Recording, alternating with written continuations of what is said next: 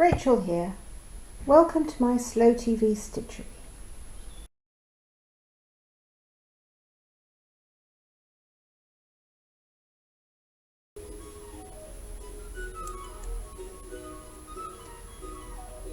Well, good morning everybody, and welcome back to the Amarna family. I had a go at unpicking the threads and came to the conclusion that this was not really going to work.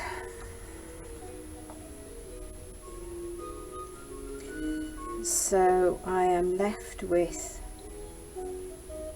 actually doing extra stitches somewhere which is already rather congested.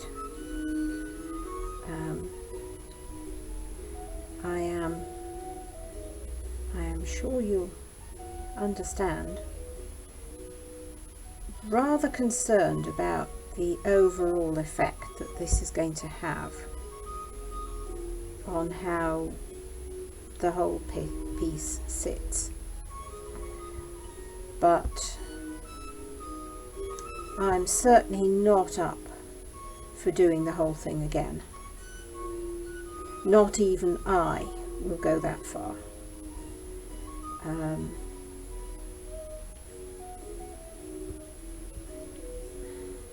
So I have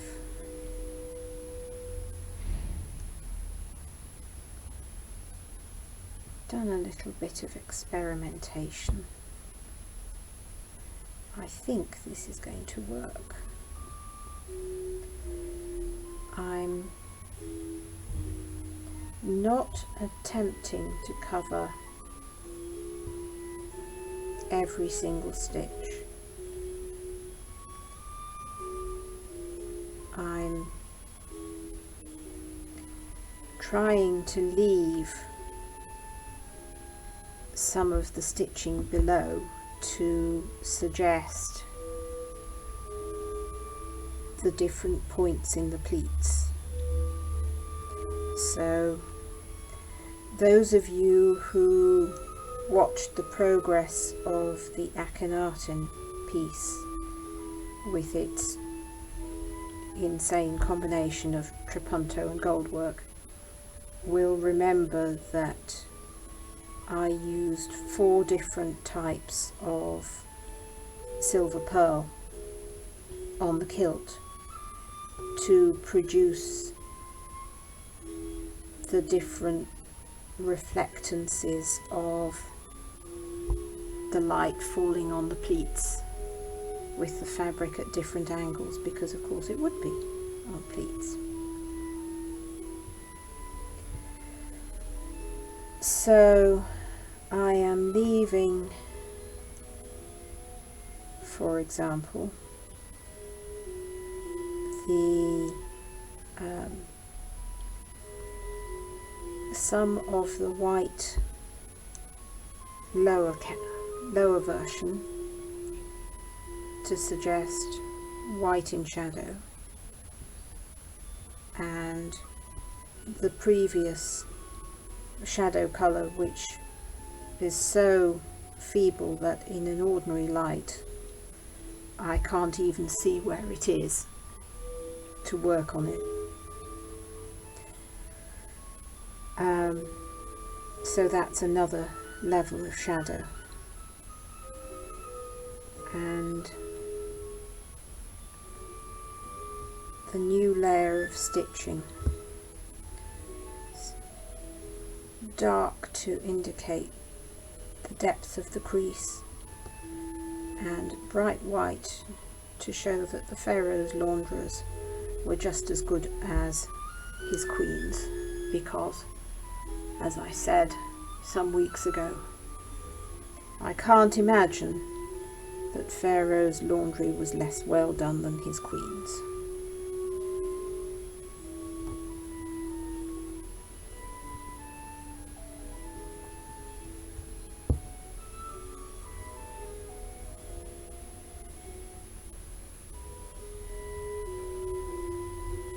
course it's unlikely that it was blinding optical white such as we see here. It's amazing what bleach can do, even when the bleach in question is just the light of the sun. But the super bright modern white doesn't seem very likely.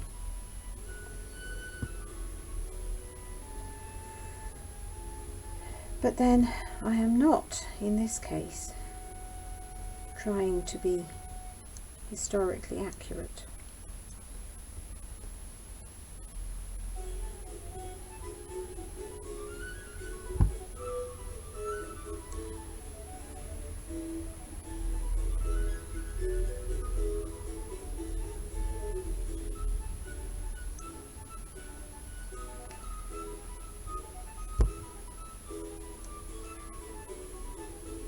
I experimented earlier with a very fine needle, thinking that that would at least go through the gaps more easily. I realised that I was terrified of it snapping in or bending in my hands, and although it did indeed go through the available gaps more easily, it was at the price of continuous anxiety.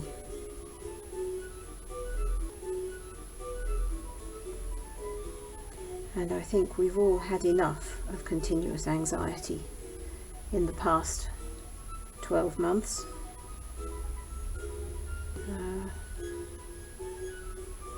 So I'm not disposed to add to it, even though it is going to get harder and harder to work this.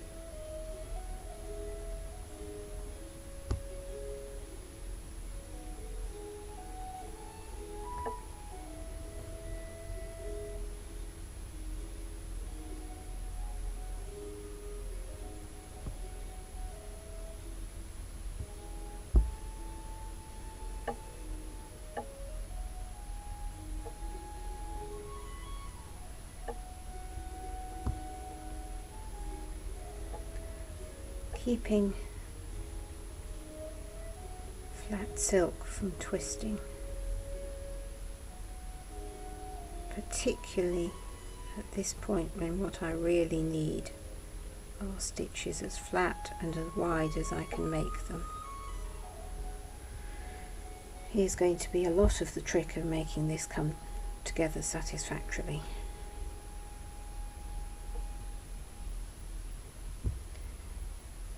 But I think it's going to prove worth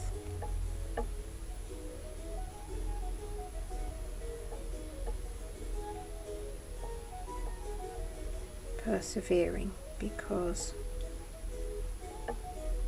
the bit of the Pharaoh's kilt that I have redone is markedly better as a counterpoint to Nefertiti's than it was before.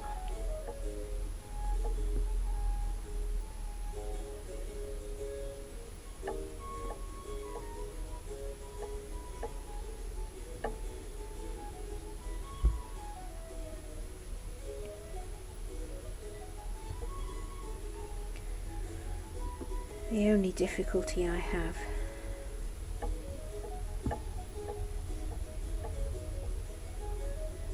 is that it's already getting very difficult to see where I've stitched and where I haven't.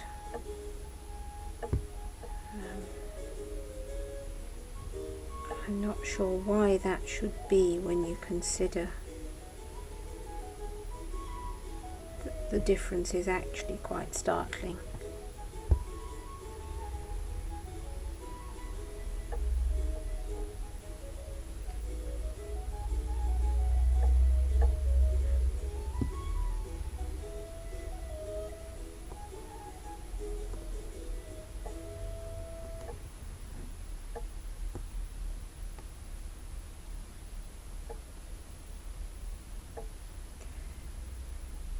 But it's something to be aware of.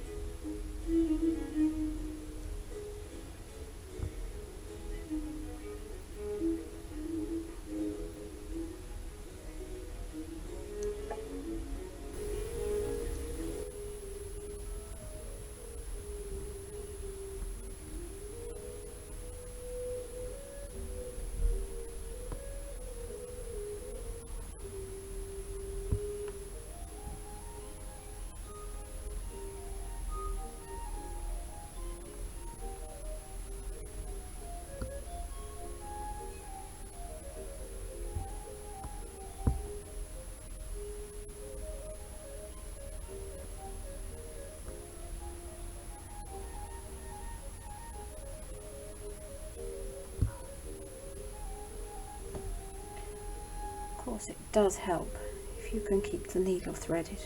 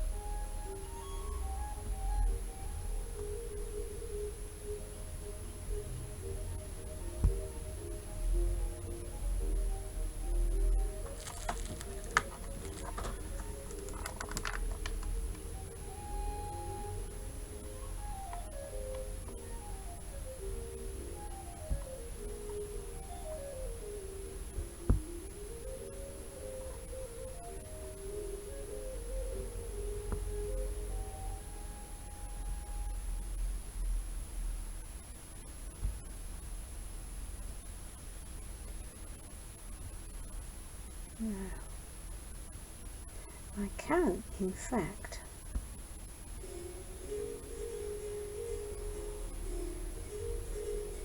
see some of these stitches.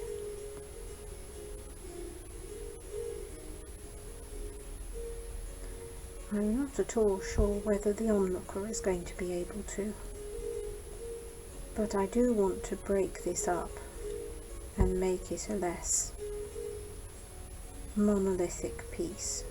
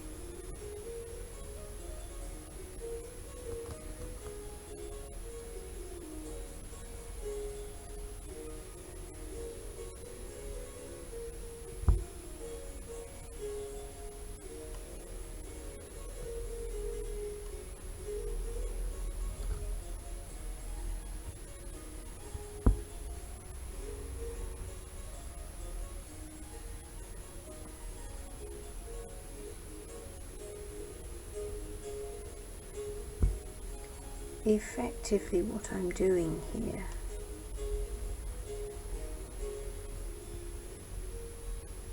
is a sort of brick pattern of stitches,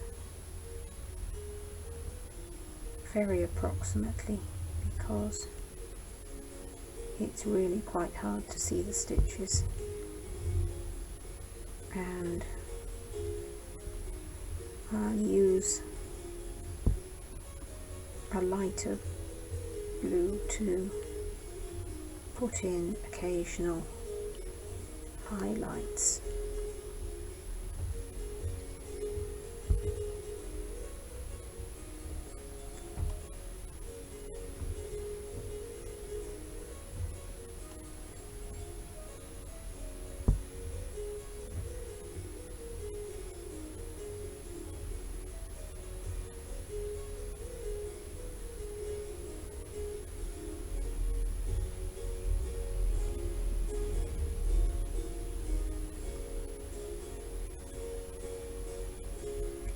It is certainly much easier to get the fine needle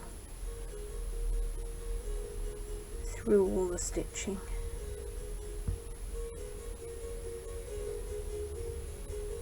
But it does feel very weak and flexible, so I think I'll stick with the big one for the bigger jobs.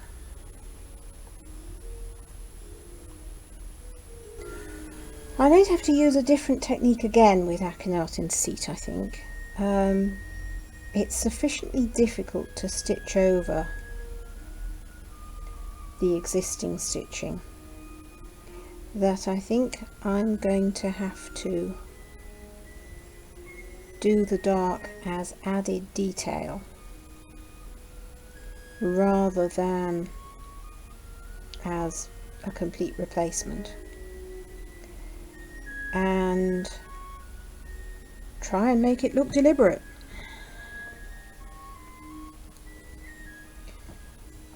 So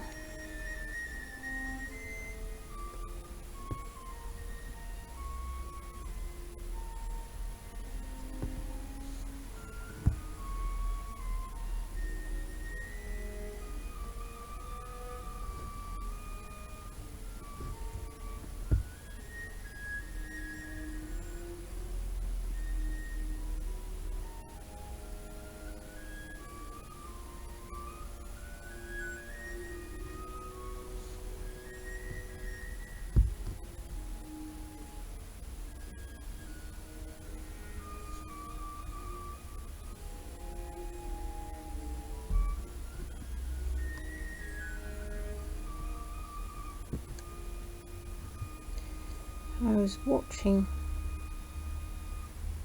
one of Neil Brand's programs about music. I think it was commercial music for television that he was talking about, and one of the things included was a little bit of film of a lady sitting by the fire stitching on an embroidery in a hoop frame, and it looked so dark. It looked as though all the light she had was coming from the fire, and I really hope that wasn't true, because if ever there was something calculated to absolutely ruin your eyesight or give you a raging headache, it's trying to stitch by firelight. I can imagine knitting by firelight, because I know my grandmama could knit by feel. Never reached that pitch of skill myself. I haven't even got there with crochet, which is for some reason the yarn skill that I seem to have settled on. But the other thing which struck me was that she was stitching so very fast. And while I grant you she didn't appear to be trying to do ennui,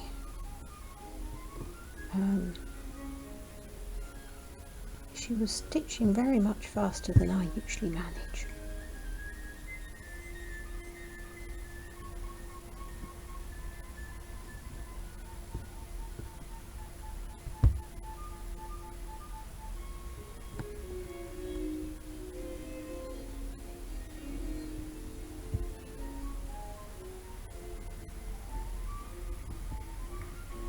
She may not have been trying to think it out as she went along, of course.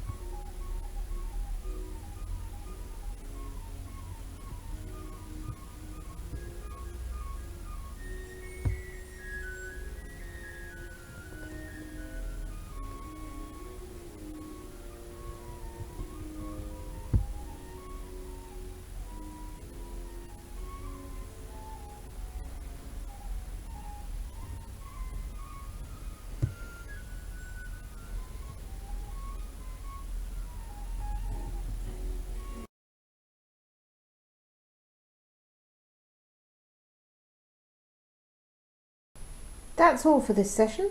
I hope you enjoyed following along. Happy stitching!